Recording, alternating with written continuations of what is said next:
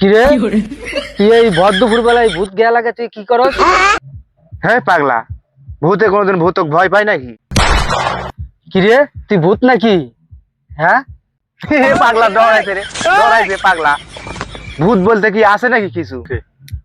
কিরে তুই তো জানো শয়তান আছে। জানি তো। শয়তান যেহেতু আছে তাহলে ভূতও আছে। হালা ডরাইছে রে, ডরাইছে, হালা ডরাইছে। এই শামিম ভাই, একলা একলা উনি কি করেন?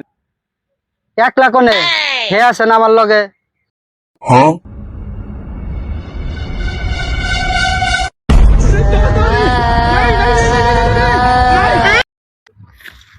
ভাই জানি কিছু বলতেছিলেন।